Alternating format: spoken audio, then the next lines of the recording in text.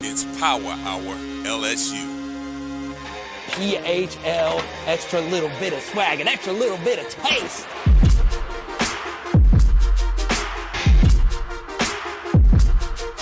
Yeah.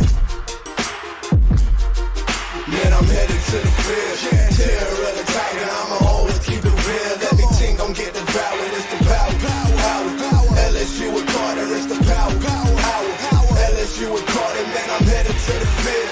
Terror of the tiger, I'ma always keep it real. Everything gon' get devoured, it's the power. LSU with Carter, it's the power.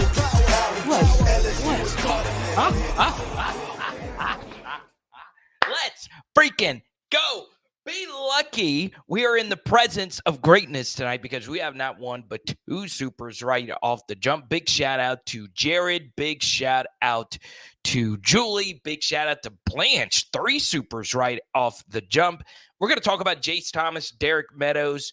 Also, one very interesting Mason Taylor thing that popped on the interwebs today that he might be just a little underrated on this team. So Blanche wants to talk about Josh Williams. We are going to do that tonight as well. So once again, big shout out to Julian and Jared with the supers. We're going to get to all your questions. I do want to start with the biggest newsworthy thing because it is interesting. You know, we go live Tuesday, Wednesday, Thursday, and then not again until Sunday, right? And on Saturday, you're going to have not one but two players commit. JHASE Thomas and Derek Meadows. Two polar opposite recruits. I mean, it couldn't be more opposite than these two players. So let's start off with the more popular player, which is JHASE Thomas. This is a guy who 99.9% is going to pick LSU on Saturday. This is the type of player that you guys love and that I love. The Louisiana 3-star, the most allure recruits that we love, right? Yes, we love high-profile 5 stars. Yes, we love 4 stars, but it's a Louisiana 3-star we fell in love with watching LSU football, right? The Morris Claiborns, the Jacob Hesters, the Justin Jeffersons, guys that are diamonds in the rough. And JHASE Thomas got his 4th star from On3, but the other services still view him as a 3-star. And he is from, obviously, Justin Jefferson's high school, Destrehan. Also, the great Jordan Jefferson's high school, and Ricky Jefferson. And, of course, Kalaj Cobbins is on the team right now. Now, what's interesting, there is another wide receiver. We'll talk about him a little bit later from Destrehan that LSU is somewhat, I say somewhat, they are interested in. But that's not the receiver that we'll discuss now. Here's my final thing on JHASE Thomas. He's going to pick LSU, and we'll talk more about him on Sunday. This is a young man that I have been texted multiple times today that LSU is moving into the lead for Derek Meadows. You guys know I don't do the day-to-day recruiting. I just don't. I can't stand it. Notre Dame has been in the lead from start to finish. This has been a Notre Dame recruit. 6'6", 205, wide receiver. He's gotten a few Drake London comps, which I don't quite see. That's a pretty high-profile comp. A first-round wide receiver, obviously went to USC and now plays for the Atlanta Falcons. But Derek Meadows is interesting. LSU has brought in not one but two 6'6" receivers, even though they are more so tight ends, in Kamarion Pittman 2 years ago, and then, of course, this last year, the absolutely wonderful Trey'Dez Green. Some believe that Derek Meadows could grow into a tight end, but 6'6", 205 is very interesting. Now, you take a look at the poll question for our live viewers. If you are just listening to this via podcast, I do want to point out one very interesting fact. And we get new viewers all the time, okay? So I want to share this stat every single time just to let you know that I'm not just pointing him out because he's just an out-of-state wide receiver, okay? since Terrence Tolliver. I mean, that is such a long time ago. That is coming up on 14 years since this last happened. There's not been an LSU wide receiver outside of the state of Louisiana that has caught 40 passes. Now, think about all the great wide receivers that have come through this program since then. LSU has probably the best track record of all wide receivers when it comes to wide receivers in the NFL or even wide receivers in college. And they have not needed a single one since Terrence Tolliver to be a prominent part of the offense. Now, of course, there's Kadron Boone, who caught 26 passes in 2012. You also have a D. Anderson, who caught 20 passes in 2018. But there really hasn't been a prominent one. Now, C.J. Daniels might break that this next year, but he might not. 40 is a pretty high bar to clear, but that's also oftentimes your number one or number two receiver. It's hard to catch 40 passes in a Division I Power 5 school, especially LSU. But they have never, like, really think about that. They have never needed an out-of-state wide receiver. Never. Now, they've had out-of-state tight ends. We'll talk about Mason Taylor coming up in a second. But out-of-state wide receivers, they have not needed it. So it just depends on their plan for Derek Meadows. Go Hard or Go Home says he looked average. I disagree with that because he's 6'6", right? I am willing to sidestep if you're not the absolute most productive guy, if you're 6'6" and you have some athleticism that you can't really find anywhere else. You really won't find other 6'6" wide receivers. And obviously, this is the profile of the recruit that I almost said Tom Brady because I've been doing so much Tom Brady research for the NFL channel lately. But this is the type of recruit that Brian Kelly's recruited, right? He went after Kamarion Penton late in the process. He went and got Trey as Green. Obviously, that was an in-state recruit. So apparently, LSU has a plan for this type of player. So that's also that aspect of things. So, yeah, I agree with you. You know what? When I watched him, I didn't I didn't see anything like earth-shattering. But I am totally on board if they for sure want him to be a part of this recruiting class. So it's a very interesting recruitment. It kind of, I'm not going to say it came out of nowhere, but I will say Alabama is in the thick of it as well. And Notre Dame is in the thick of it. And anytime LSU can stick it to Notre Dame, well, that gets the fans excited. I don't know how excited it makes Brian Kelly anymore. Now, do I believe he is going to pick LSU? No, I still think he's going to pick Notre Dame. It was a good bit of steam, a higher amount of steam than I normally get from people. I still think he's going to go to Notre Dame. So I say all of this. Yes, LSU is interested.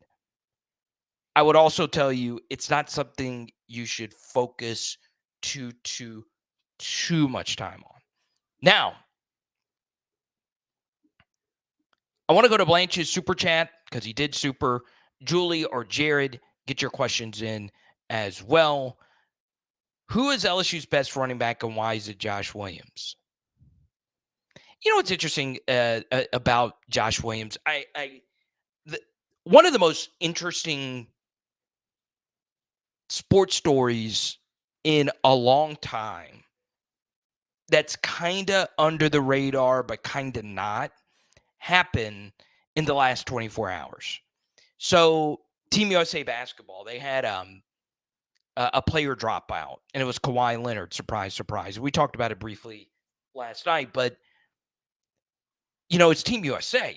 There's plenty of all-NBA MVP caliber players that don't make the Team USA roster. Jalen Brunson didn't make the roster. Freaking Jaylen Brown didn't make the roster. Everyone thought it was going to be Jaylen Brown that would take Kawhi Leonard's slot. Jaylen Brown, 5-star recruit.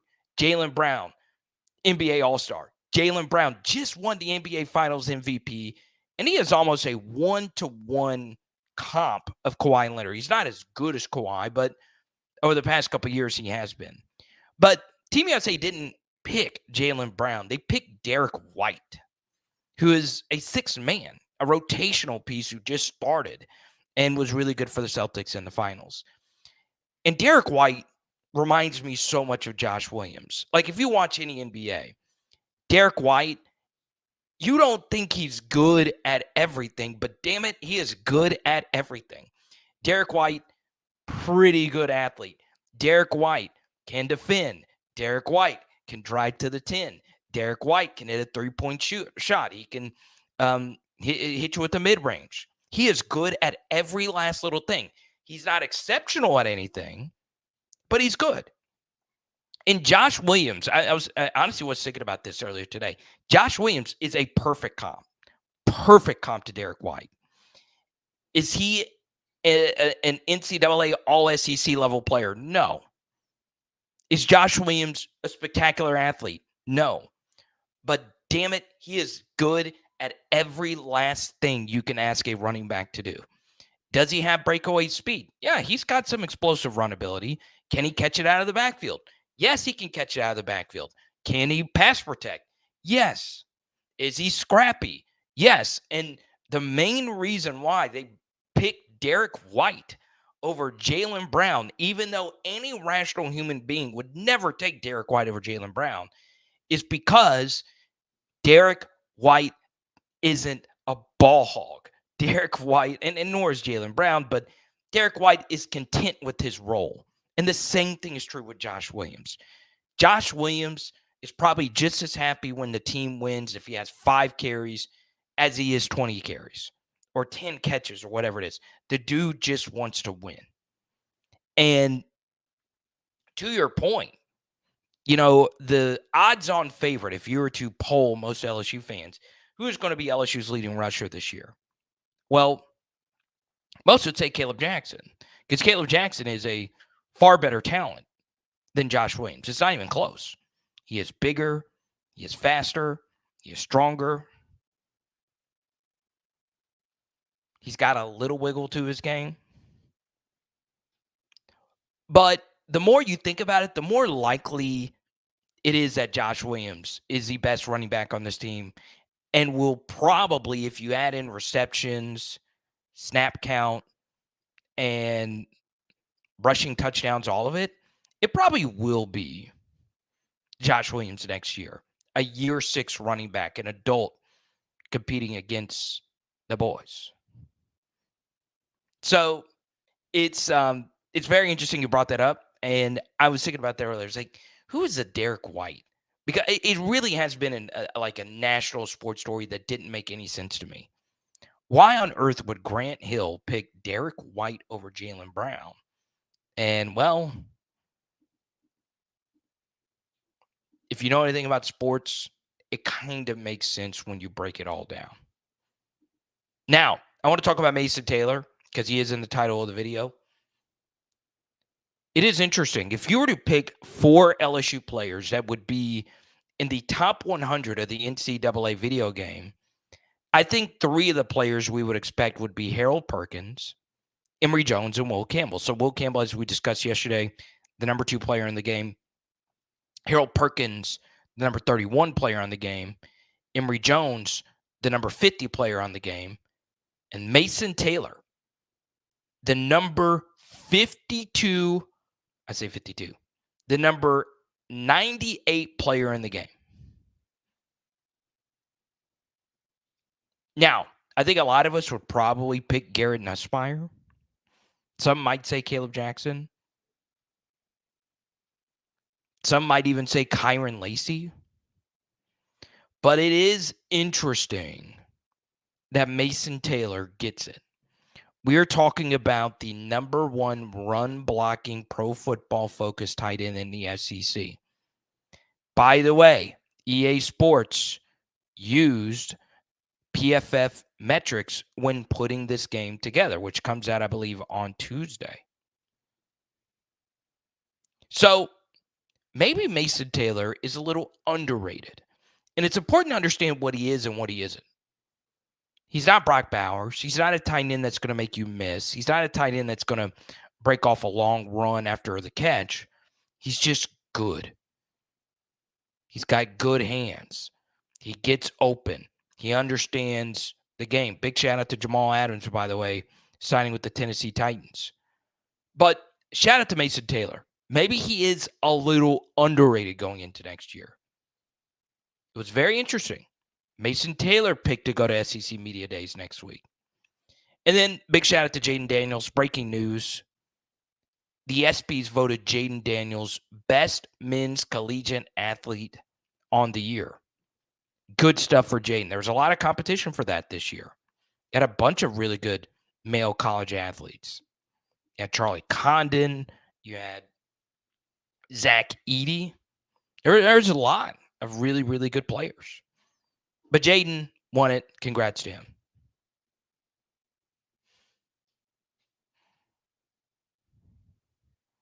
Arch Manning has an 87 rating. Jared pulling out the Chappelle skit. Let's go to LA Mom with their super chat. She says, Carter, do I think Josh Williams will get drafted? I really want him to because he's such a team player. Probably not. Year 6 running backs will probably never be selected in the NFL draft. Now, if you are, you've got to really blow people away. So like Tyrone Tracy, the Purdue Boilermakers was a draft pick. But then again, he had just started playing running back like 2 years ago.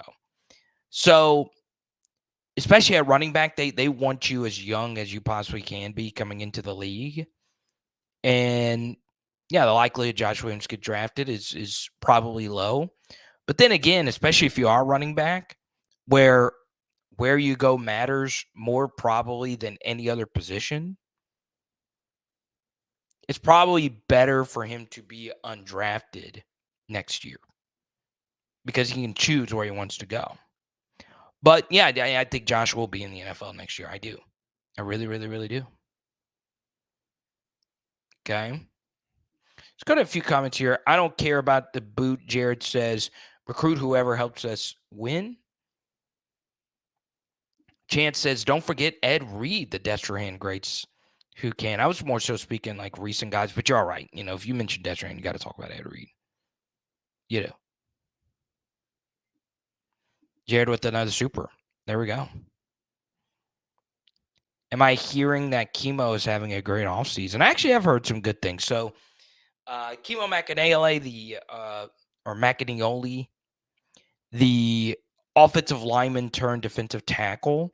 Yeah, you know, there's going to be a transition phase when you're moving to a new position. But yeah, do I like that an offensive lineman who was a backup is now seriously being considered part of the rotational 2 deep at defensive tackle? I would be okay with that if I was at Mississippi State or San Jose State. But at LSU, I probably shouldn't be the case. So I don't know if he's really going to play a whole lot next year. But we'll see. You know, I am open to any defensive tackle on the team proving me wrong next year.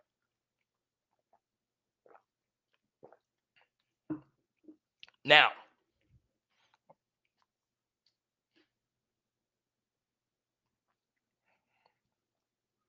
let's see here.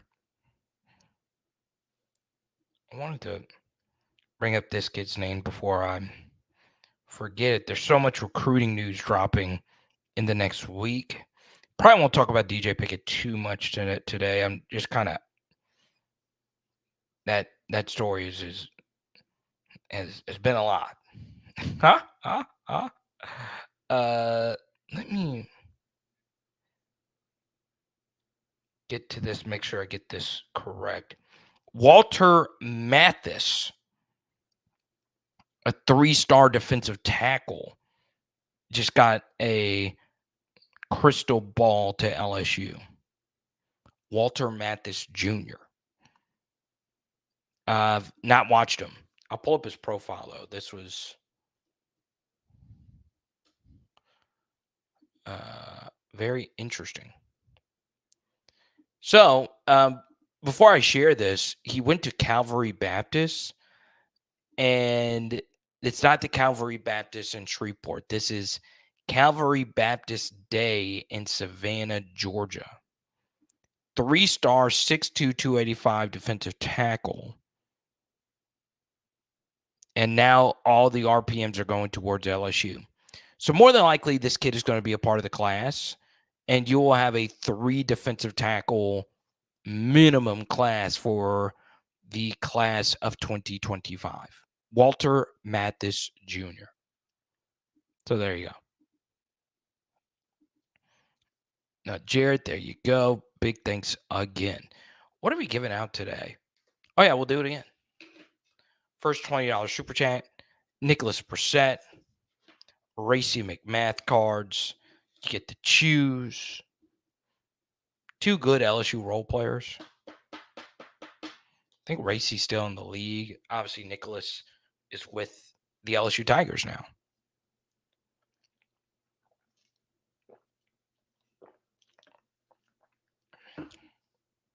Now,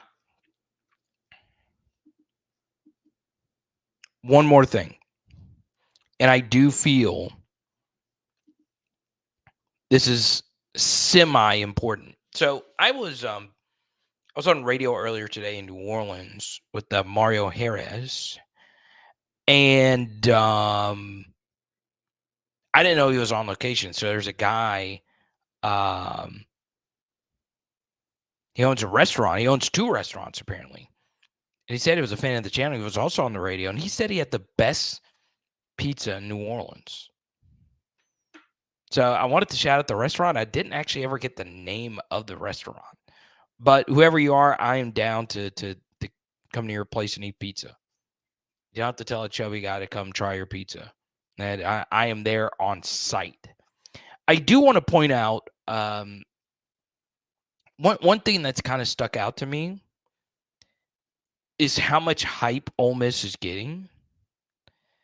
And when you take a look at the schedule matrix, keep in mind, Ole Miss will have to play LSU on the back end of a back-to-back road game, traveling to South Carolina the week before, and then traveling to LSU the following week on the back end of a 7-game stretch with LSU coming off a bye week. Now, LSU might be underweight. They might not be the absolute best team we ever see this year. I still think LSU is going to be good. But they are going to have such a huge rest advantage in that game. And I just keep penciling in LSU winning that game this year. Now, part of the reason why I want to bring that up is Monty Kiffin did pass away. So Lane's father. And Monty was a part of the Ole Miss staff. Monty Kiffin, obviously known for the Tampa 2, for you film nerds out there. That's nothing more I can say. I mean, he's an icon for modern day defense. Here's Jared's super chat question. He says, Carter, am I going to be ashamed of you in a neck brace? So Jared, of course, has had some, he's got some procedures coming up. We're praying for you, my brother. No, I'm not ashamed of you. I have had family members who have had surgery where they've needed to be in a neck brace. It is brutal. Now, Spectrum follows up here. Carter, the problem is Ole Miss plays a very easy schedule up to that point. And to that point, I would agree with you. So once again, I'll put the schedule matrix up. Where I would push back, though, is it doesn't really matter who you play the week before when you have to travel to South Carolina and then travel to LSU the following week. Back-to-back road games are tough no matter who you are and who you play. In other words, we are not going to be getting the best form of Ole Miss. Now, you are right. Their schedule is very backloaded. But what I want you to also realize is there aren't many SEC teams this year that have to play 7 games in a row, period, because we are in a double bye week year. Now, coming up, I do have a very radical, and I mean it is a radical solution to college football's major issues that lie ahead. I did not word that smoothly at all. So, obviously, the biggest story in college football this season, and it is by far the biggest story in college football, is the 12-team playoff.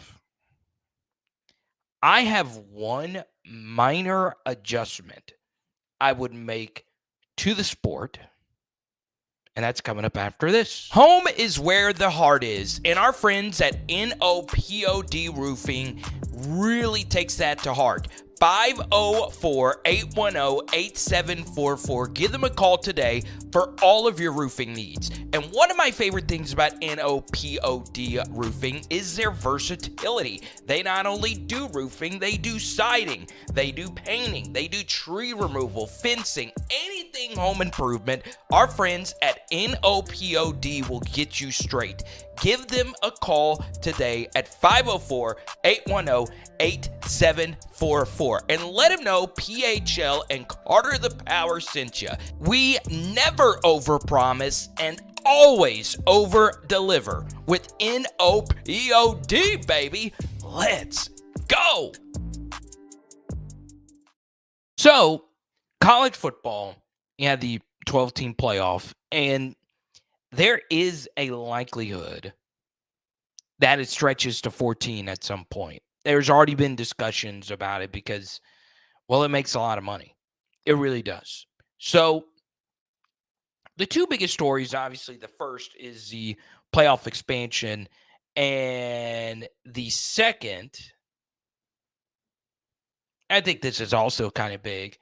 What's going to happen in Florida State? What's going to happen in Clemson as far as their futures with the ACC and whatever conference they might go to? Now, what I suggest is adding another college football game to the schedule.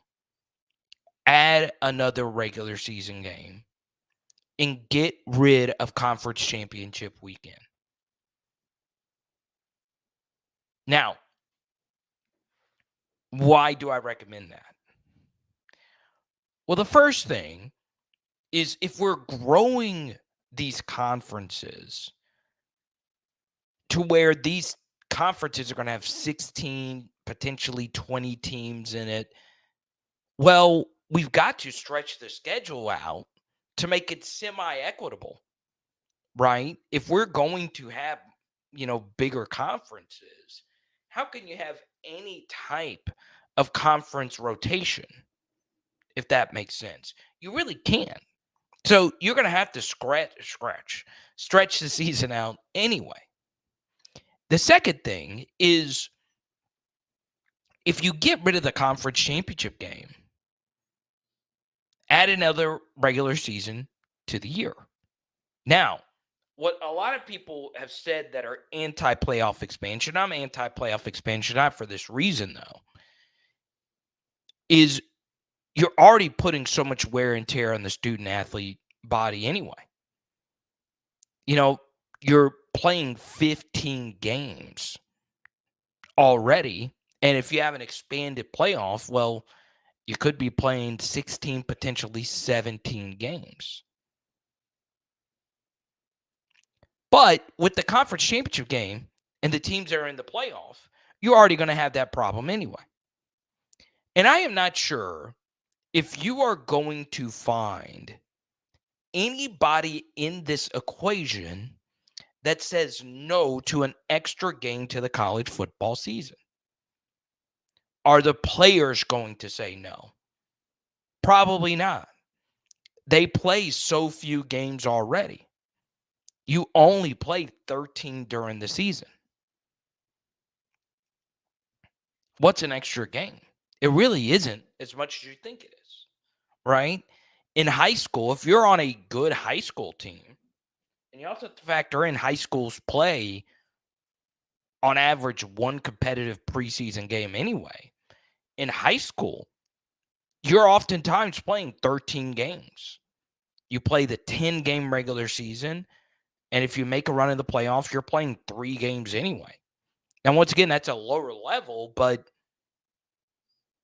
you shouldn't be playing more games at a lower level than you are at the second highest level you can play.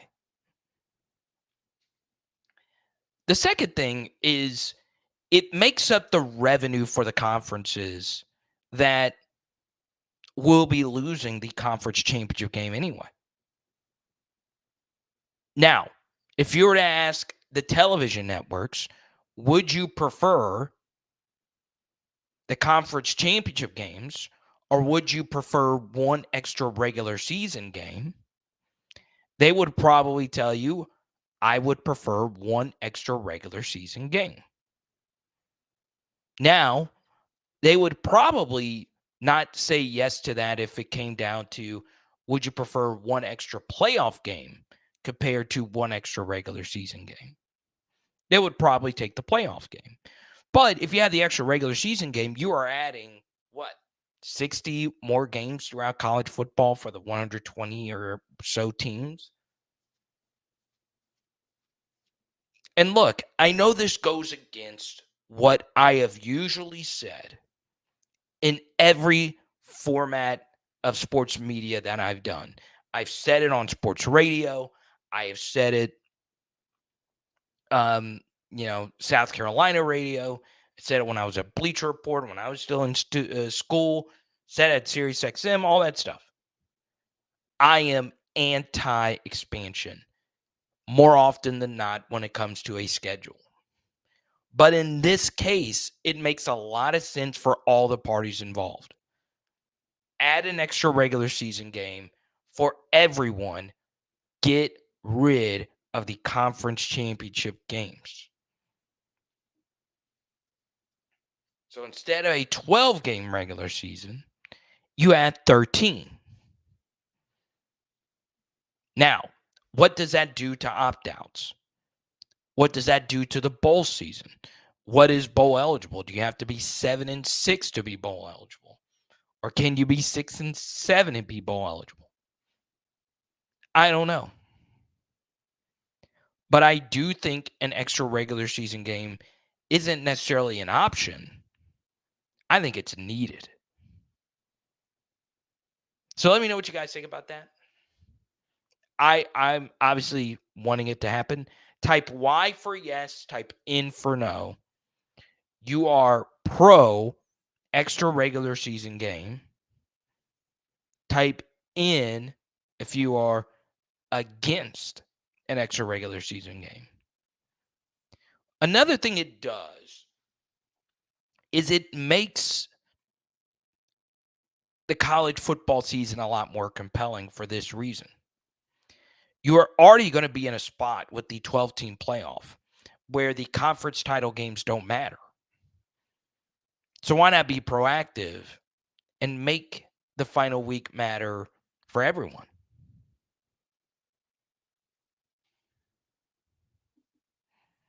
Does it matter if they're getting paid?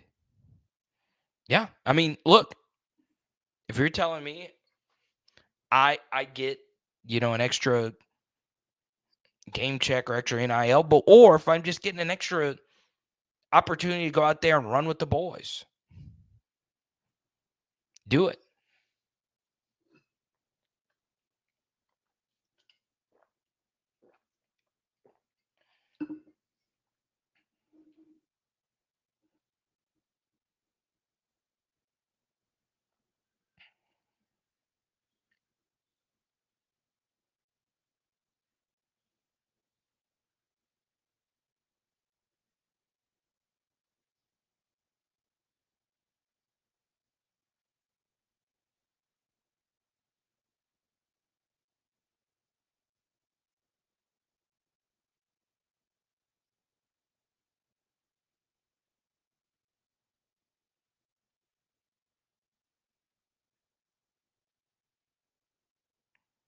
Let's see.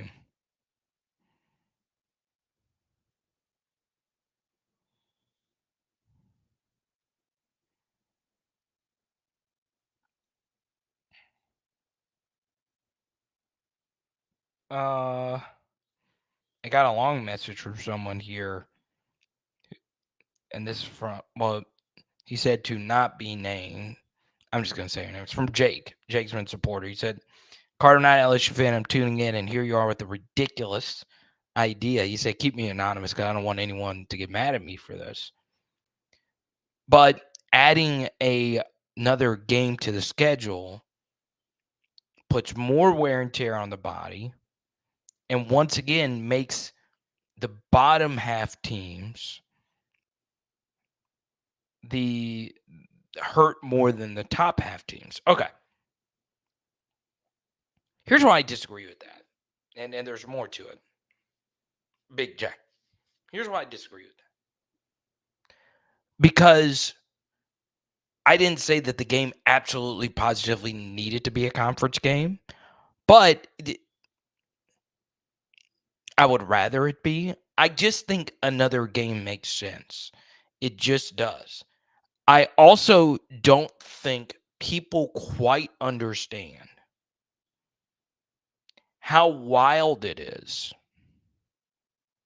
And I mean, it is so unfreaking believably wild. The schedule inequities that exist already in the SEC. And I have no idea how they expanded the conference while at the same time made the schedules even less equitable over the next 2 seasons, which is crazy to me.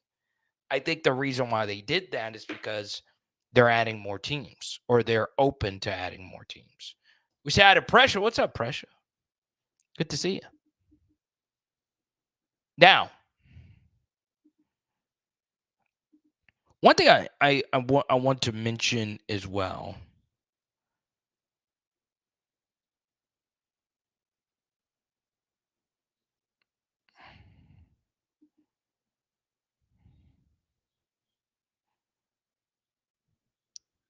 I got a few people angry at me because every time I see this, I post a video. I post a link. What's up, Garl? Garl, thank you for the super chat. Welcome, Garl, to the channel.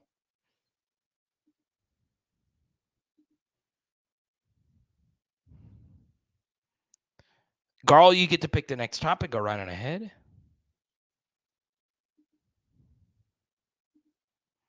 And I got people at my ear.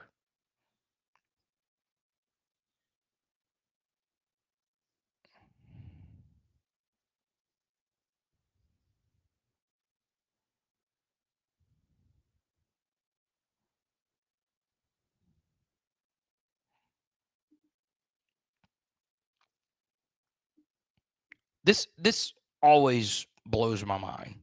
It just does. How people are so bad at ranking coaches.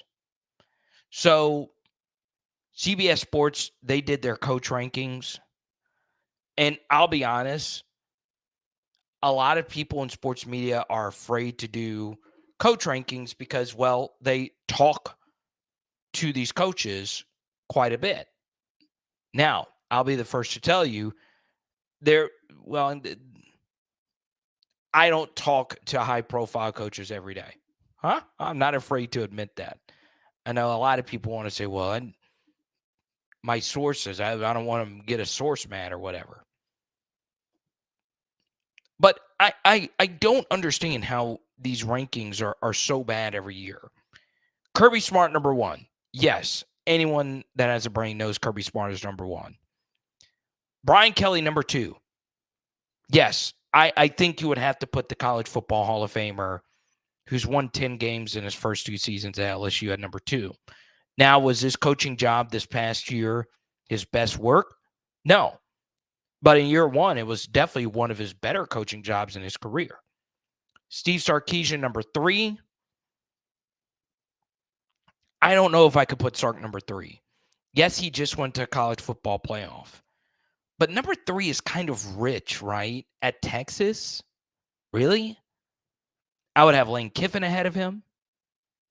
I would have Kalen DeBoer who ahead of him, who he just beat in the playoff. But if you're ranking SEC coaches, sure. If you want to put Sark ahead of DeBoer because he's a first-year SEC coach. I just don't understand how Lane Kiffin is not number 3, who has won 2 10-win seasons at Ole Miss. He's beaten some top 15 recruiters since he's been at Ole Miss. Of course, us last year. But this one never makes sense to me. I never understand Mark Stoops being ranked so high on these lists. Never understand it. Never, ever understand it. Kentucky has been under expectation the last 2 seasons. Each of the last 2 seasons. Makes no sense.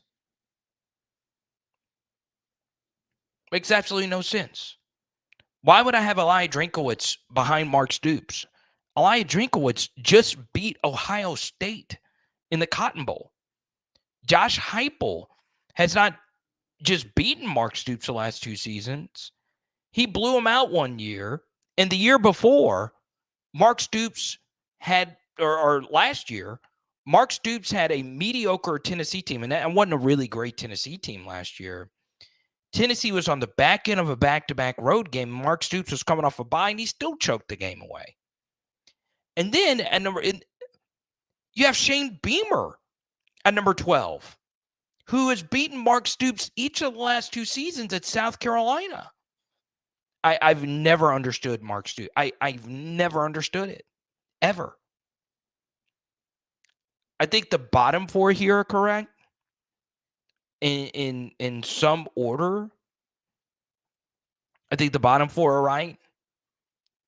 But Mark Stoops, I would probably have like number 11 or 12. But Lane Kiffin's definitely got to be number 3. He's definitely got to be number 3. And I would probably have Josh Heupel number 5 behind Lane Kiffin. And then it'd be Sark, DeBoer in some order. But man, I don't know if Mark Stoops knows all these writers or if he has people at CBS. I've never understood that. Let's go to Garl. LSU TAF and Collective. I donated today. If we complain about losing big recruits in NIL, then we got to support. You're right on the money. Look, I'll touch on NIL really quickly, but first, you don't hide my Stoops hatred very well. I do not hate Mark Stoops. I do not. I think what he's done in Kentucky is admirable. I just think it's fraudulent the way people view him. And it goes back to schedule and equity. All right. And I posted a link under the Twitter, under the On3 tweet that had the coaches ranked. And I've had a few Kentucky fans at my neck. But you cannot deny that in 4 of Mark Stoops' seasons since 2016, his SEC strength of schedule was bottom 3 in the ACC, Big 12, and Pac-12. Let me repeat. His SEC strength of schedule in 4 of his seasons was the same type of schedule strength for a bottom-tier team in the Pac-12, Big 10, and ACC. They've not ever really played an SEC schedule. And I know that sounds crazy. Well, they're in the SEC. No, they don't. They have not played the same type of schedule that everyone else plays. They just haven't. Now, they won games. Yeah, they've won games.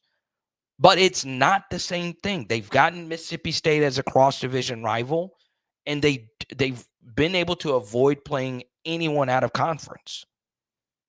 It's ridiculous. It's absolutely ridiculous. It's not, when you really break it down, it's not as impressive. Like they have no big wins under Mark Stoops. There's not one signature victory. Not a single one. Elijah Drinkowitz beat Ohio State last year. I know they didn't have Marvin Harrison. I know that, but they still beat them. Mark Stoops never challenges Georgia. Eli Drinkowitz, 2 consecutive seasons, had Georgia on the ropes. 2 consecutive seasons.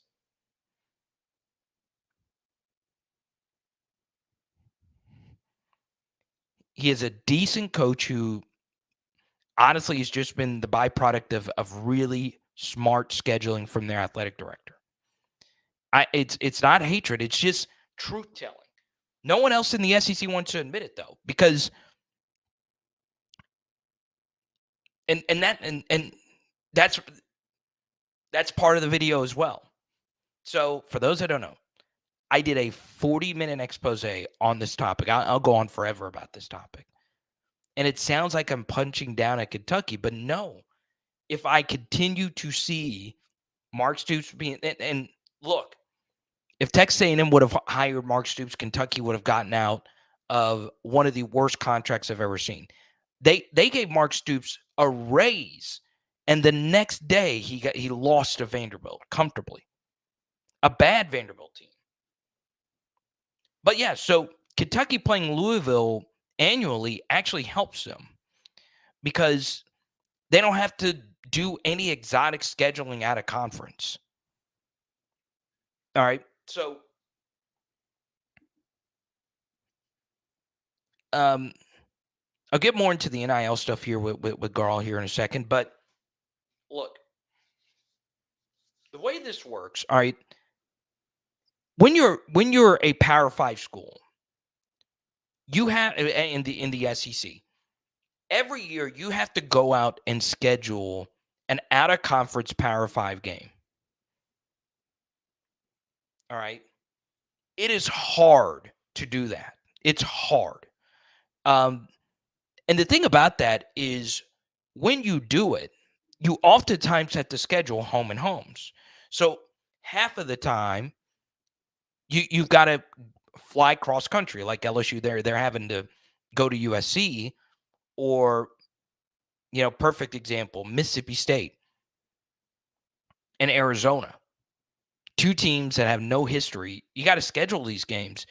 That's a brutal road trip early in the season for both of those teams for a home and home, right? That was part of the reason why we won the Mississippi State game a few years ago, because Mississippi State was tired. They didn't get back till 4 a.m. after they beat Arizona. So if you have Louisville penciled in at the end of the year, well, number one, you're able to schedule the beginning of your season a lot softer. And then number two, it's always a drivable distance for your program. You don't have to worry about exotic road trips ever. Ever. Okay? So it's a huge benefit. Huge. But I can go on about this for days. I've never understand why Mark Stoops is viewed as just an unbelievable coach when he's average. Average. Garl wants to talk some NIL. So yeah, I think, I did the video on the SEC channel about the Josh Payton, the alignment comment that he made. And look, last year, and I felt like this is important to add to this discussion. Last year, Josh Payton had LSU behind Oklahoma again. So look, it's his opinion. He's his own man. He's got a huge platform. I'm not going to sit here and tell you LSU's NIL is bad, because it's not. I mean, it's not. Players are getting paid. It's not. They're doing fine, and they're paying some guys for 2025. I mean, it's fine. Is it as good at other schools? No. Like, it's not as good as what other schools are doing. I mean, at this point, it's going to be really hard for anyone to keep up with Oregon. It's going to be really, really hard. Okay? Really hard. It's going to be really hard to keep up with Texas A&M and Texas, but we've known that. But in a way, Oregon having success also helps LSU because we don't play them unless we play them in the playoff. So, as far as NIL and alignment and all that stuff with LSU, I wouldn't worry too much about it because the 2025 recruiting is still been really good.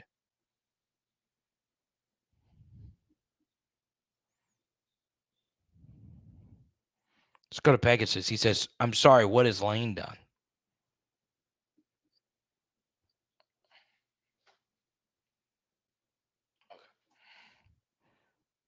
Lane Kiffin, 2 10-win seasons at Ole Miss. Now, you could make this some of the same criticisms about Lane as you could make about Stoops, in that Lane had the easiest cross-division rival in the country, Ole Miss going up against Vanderbilt. That is such a huge advantage for them. It's a penciled-in victory. But on top of that, you've seen Ole Miss take care of business in the Egg Bowl. You've seen Ole Miss win a big game last year versus LSU. You've seen LSU, Ole Miss go on the road and beat Tennessee. I think Ole Miss is done really well. I really, really, really do. And I know with his play calling and offensive mind, I'm always going to have a leg up. Now, does he do all of the play calling? No, he's got an OC. He's got a staff. But would I take Lane Kiffin over Kalen DeBoer right now? I would. Now, Lane Kiffin and Josh Heupel, that's close. That's close if you ask me. I think Josh Heupel is undervalued in many ways. I don't think people quite understand how hard it is to win at Tennessee. Now, I do give Mark Stoops a lot of credit when they had to win the game with Lynn Bowden at quarterback. New Orleans Saints legend, Lynn Bowden, or Bowden. But I'll tell you this. I think me saying Mark Stoops being average is a little overblown, but do I think he's overrated? Yes. He is a good coach, not a great coach. Huge difference.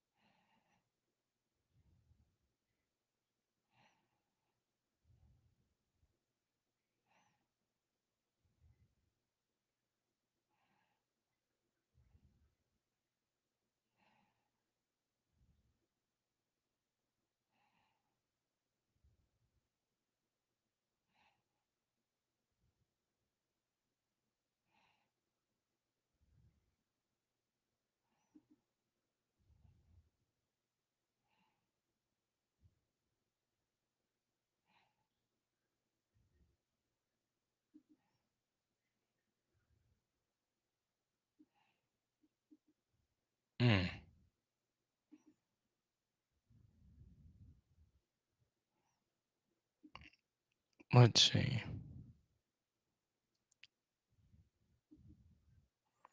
That's huge. TAF and Bayou Traditions coming together. Yeah. All right. So, and this kind of goes along with Garl's super chat here. So, why is that relevant? Well, in the past, TAF had more to do with athletic fundraising, and Bayou Traditions, which obviously is new, has more to do with NIL, name, image, and likeness, paying players, basically. I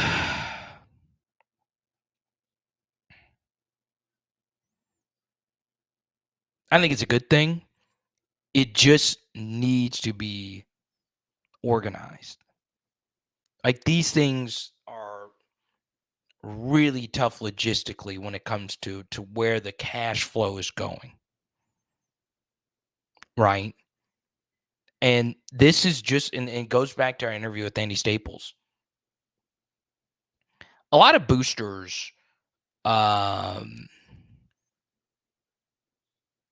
they would prefer to have their name put on a building instead of sign this kid and your $100K you're giving to this program is going to go to this kid.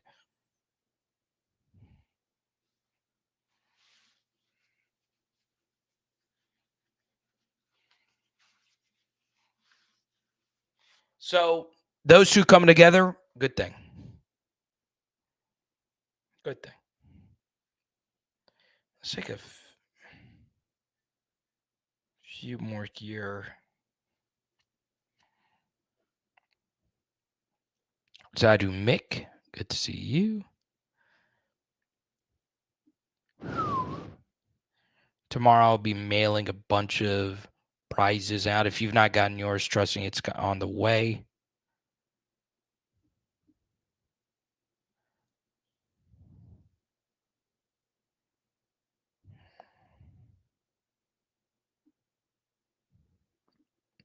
And that's true, Chance.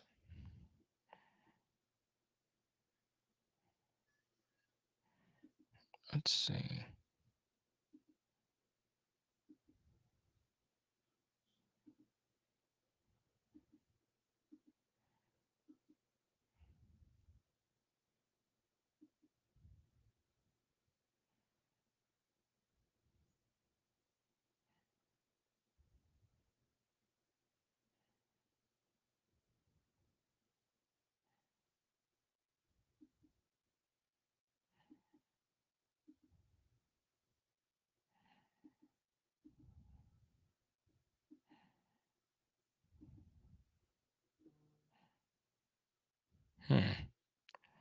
Oh, this is interesting. This is a Twitter DM from Michael. Carter, would I have taken Paul Skenes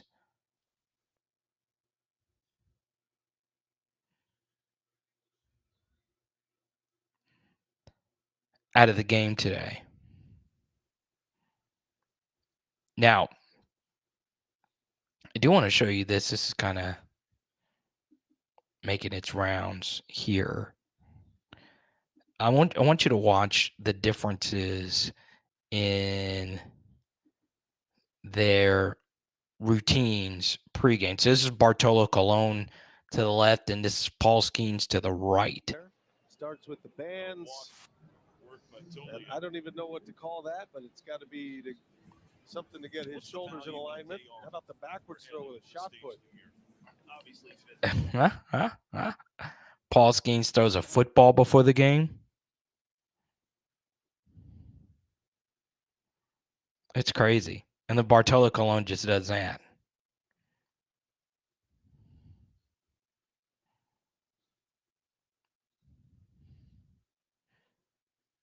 Now, I don't know what goes the science behind the Paul Skenes warm-up routine, but that is wild. But for those that didn't know, Paul Skenes threw 7 innings of no-hit baseball today, and they took him out of the game because he was at, 90-something pitches. And, of course, the analytics say to take him out of the game. But he's throwing a no-hitter. If he's 22 years old, which is what he is now, you let him complete the no-hitter. Now, if he's 28 coming off of a Tommy John surgery, then, yeah, you should pull him.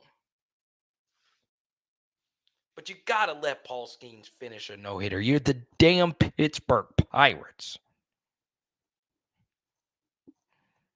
Happy 25th to Mick and his wife.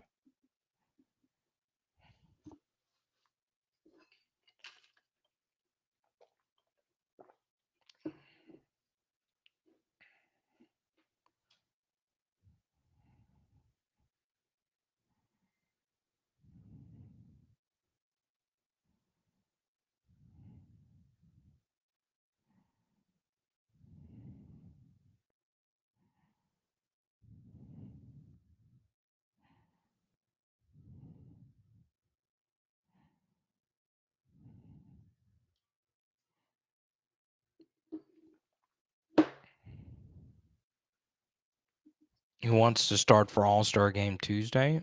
Okay. That makes sense.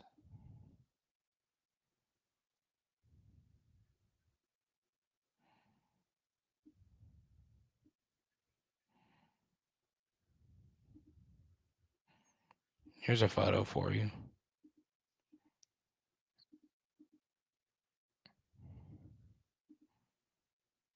There you go. Lil Wayne, Jaden, and Livy at the ESPYs.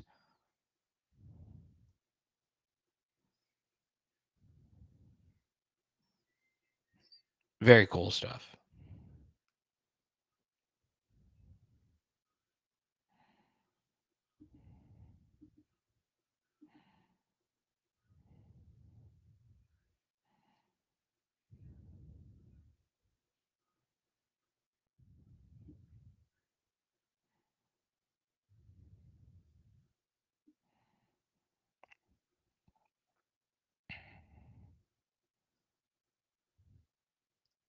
And his 100 aren't like other 100 pitchers because he's throwing 100 miles per hour 70% of the time.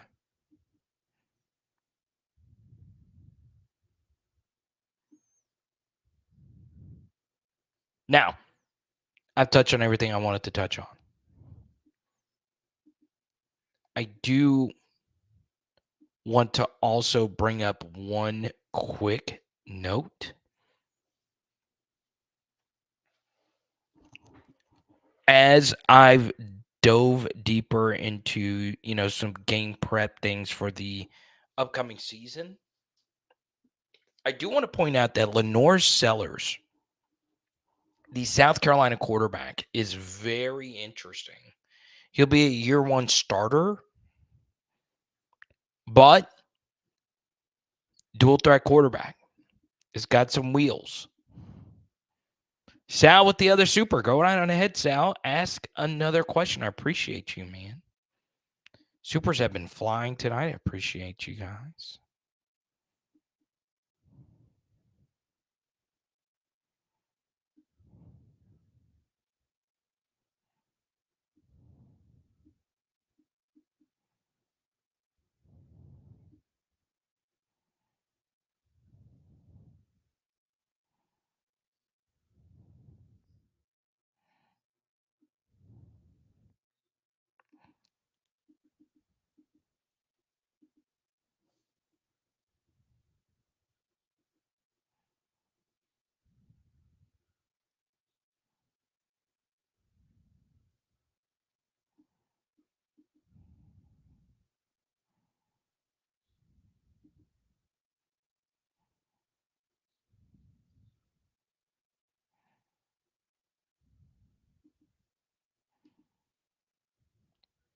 Nick, welcome to the channel. Who's going to step up at cornerback? All right.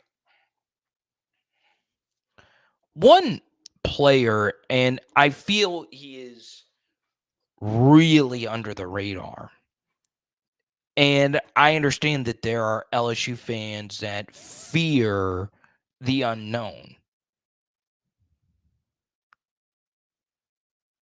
But Michael Turner is very interesting to me.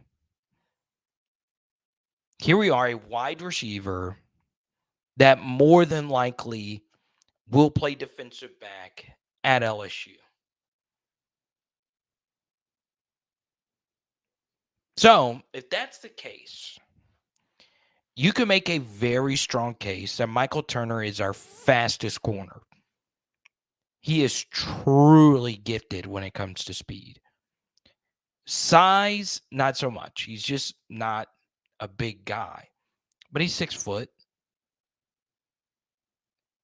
Probably one of the thinner football players we have ever seen at LSU.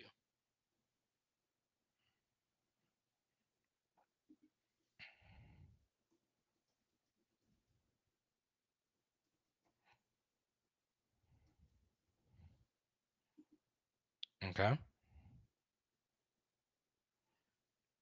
Just going to put his On3 profile up there. And you're looking at a blue chip recruit. Now, On 3, didn't really like him. They had him at the number 82 ranked wide receiver, but 247 had him at the number 9 wide receiver. Once again, when it comes to just pure speed, he might be the fastest corner on the team right now. He's just not big. He really is tiny when it comes to actual thickness. And I do feel in the SEC, you got to have some thickness to a certain degree. All right. Very interesting player. So that's a deep cut right there. Who's going to step up at corner? But more than likely, you're going to need Zy Alexander to be healthy, which is up in the air at this point. And then you're going to need someone like a Javian Toviano, Ashton Stamps, and PJ Woodland to really carry the group. Now, you do have J.K. Johnson. You do have Jair Brown. You do have some other interesting transfers that have come in. But the name to keep an eye out for is Michael Turner. Very deep cut. Here's Chance. He says, John Curtis doesn't throw the ball. So he's hard to rate, which is true. It's also a hard rating because, most viewed him as a wide receiver, but now he is a corner, which is very interesting.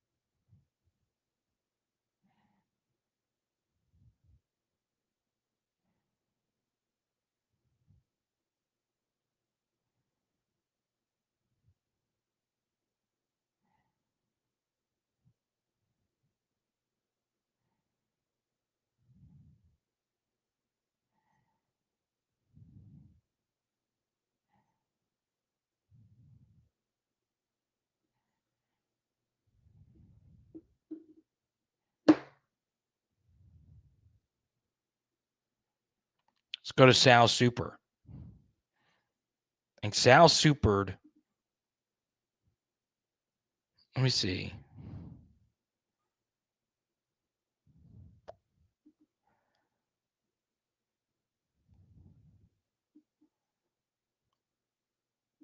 How will Perkins stack up against the run game behind weaker defensive tackles if they have him in the middle? Do you think he'll get washed out a lot? It's a good question. So, was that epic shorty? Bullfrog retorts, who says Guillory and Paez are weak? My retort to you, Bullfrog, is how do we know for sure Guillory and Paez will be the starters? I think it's safe to say that those two have a high likelihood of starting. But Suggs coming in from Grand Valley State could play a lot.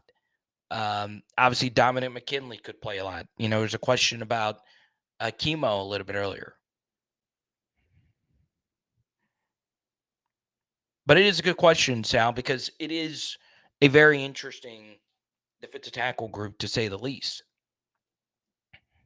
On paper, it's definitely the most questionable group that LSU has had in quite some time. And then you have a linebacker duo behind it that's new. Now, they aren't new players. They're experienced players. Greg Penn coming up here in year 4. Harold Perkins coming up here in year 3. But those two at those two positions have rarely played next to one another. They've been on the field together a lot, but it's different than playing together and starting together. So yeah, it's going to be a leap of faith. But we know Harold Perkins is a playmaker. We know athletically, instinctually, he'll be fine. It's just size, right? He's just not the biggest, longest guy out there. Pause. But I think for me, I think Perk is going to figure it out because he has Blake Baker coaching him. And I think LSU's defensive tackles will be better than we probably think because Bo Davis is coaching him. And, you know, it's a leap of faith, Al. Trust me, I have thought about it quite a bit as well. And because you can't really tackle in practice anymore, you really don't know. You really don't.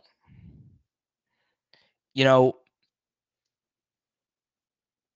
you pray and hope that two players that we rarely talk about at defensive tackle come out of the woodwork and give you some snaps. One is Sean Washington, who had some rough snaps during the spring. But Sean Washington was recruited at Georgia, played at Georgia. And then you also have Jalen Lee, who's barely played, but he's still there. Former 4-star recruit, Louisiana native. Size-wise, he's SEC material. He's just not really played.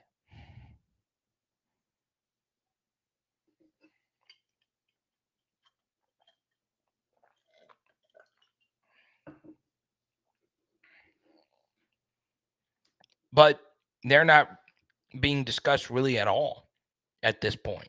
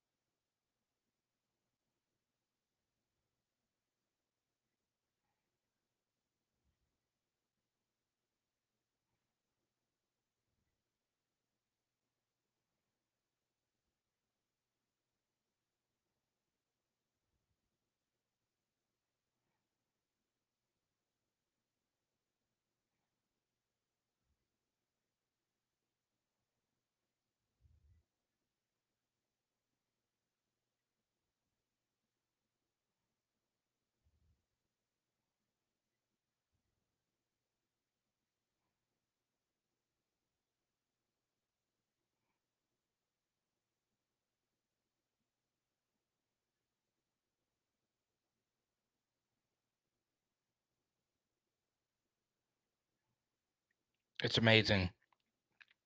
You go on Facebook, and I looked at the same thing I shared with you earlier. I have to stay off Facebook. I mean, I still stream on Facebook, but man.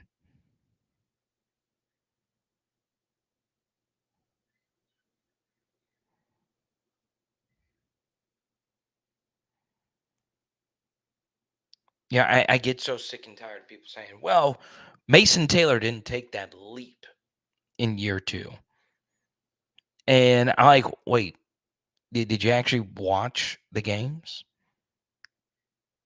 You know, it's okay if you say a wide receiver who didn't catch a lot of passes didn't take a leap.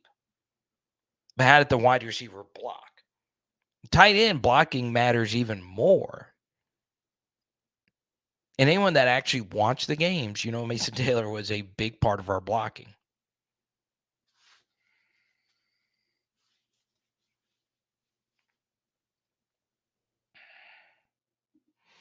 Carter if I were to rank position groups. Quarterback, wide receiver, tight end, OL, DL, LB, DB, 1 through 7.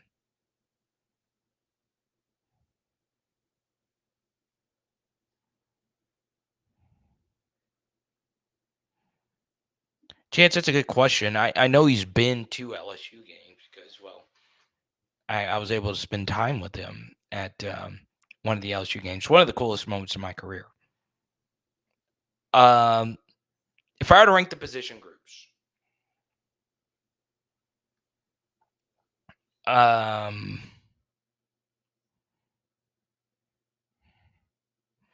obviously I would put offensive line number 1, and that's rare. I mean, I don't know how many times at LSU you can even say that, but I think offensive line would have to be number 1. And if there is one thing you can say that Brian Kelly has done better than any coach, it is at LSU. It is coach the offensive line. He has been so good at that. And Les Miles was a good offensive line coach as well, as a head coach. But, man, Brian Kelly is really taking it to another level. So I would say offensive line's got to be number 1. And then number 2, I would say if you want to group tight ends with wide receiver, I would say that. And then number 3, I would probably say quarterback. And then number 4, I would probably say running back. And then defense, that's where it gets tough. It's not great that, I would have all the back 3 here be defensive positions. But if I had to do it, I would order them in that order. Defensive line 1, linebacker 2, defensive back 3. I could put LB 1, defensive line 2, DB 3, or LB 1, DB 2, DL 3.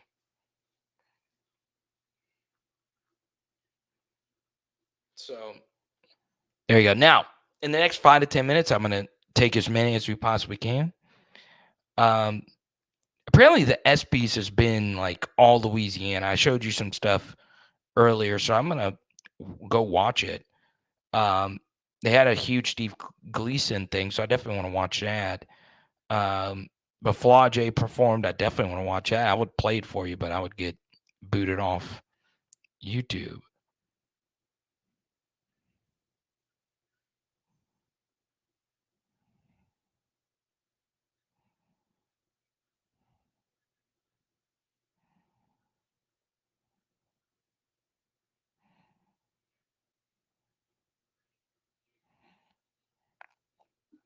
Let's go to this. We actually started the live stream talking about Josh Williams. We had a super chat. So I won't go too deep into it. And the super chat was exactly this, Mac. So when I'm done, just go to the very beginning and watch it. But long story short, I think Josh could be the RB1 this year.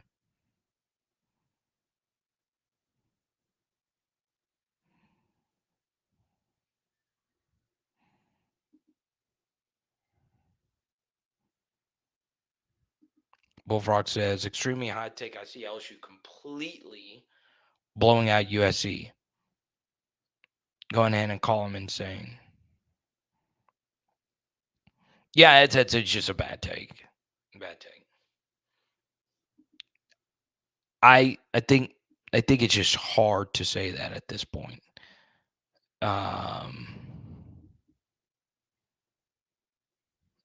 can't get there. Now, I could get there if I knew Alex Grinch was their DC still. Because the last time Alex Grinch faced an LSU offense, he gave up 63 points. But I like the DC hire that they made. We're going to be ready for simulated pressures. That's what D'Anton Lynn is known for. He's good at getting after the quarterback.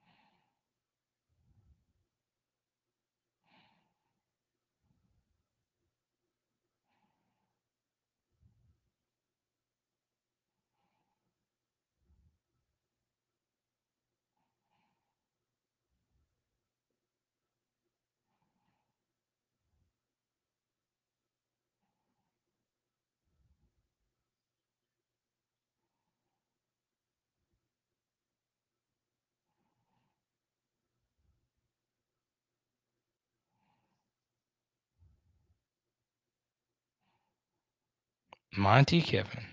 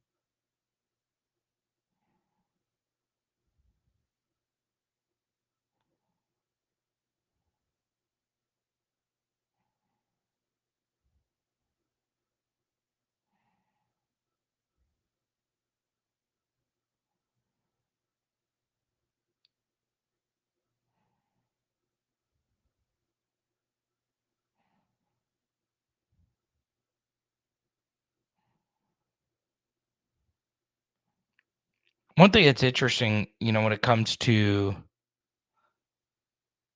the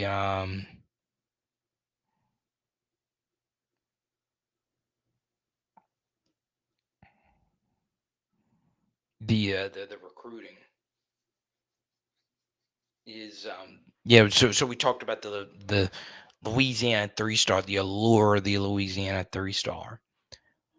But there is a piece of me, and some of this is anecdotal, but I also see it in the NFL draft. The recruiting services have just gotten better. They've just gotten better. Now, I say that, but then, On Three in particular, they love to boost LSU recruits. And I think it could mean one of two things. Number one, LSU has good scouting, especially now with the new defensive coaching. Because and I mean this, a lot of LSU recruits have gone up recently. But the second thing I would also say is no matter what their methods are, especially 247, because they've been in it longer than On Three, they've just gotten better. They've just gotten better at identifying who the best players are.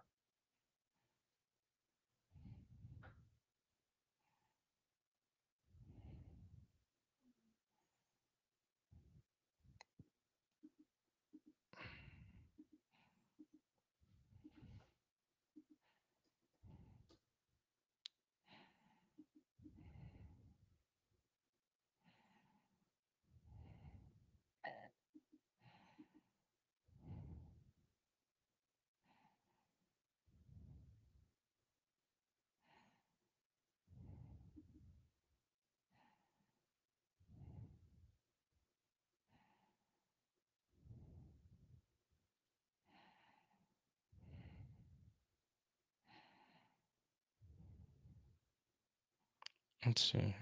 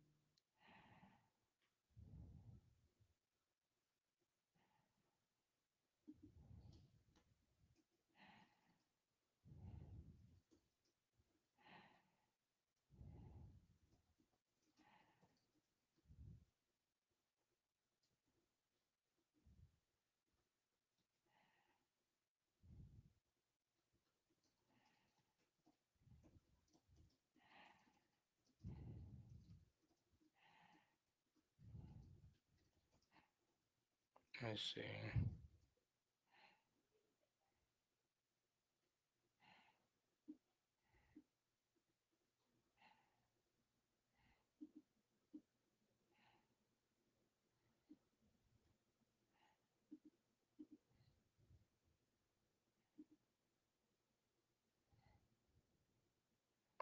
Yeah, that's the thing, Burgess, about the 6'6" receiver.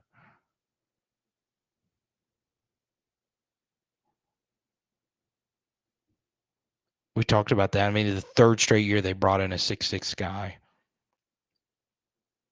And it doesn't include Kylan Billiard, who's also big. 42-24 final score for LSU. So you like the over.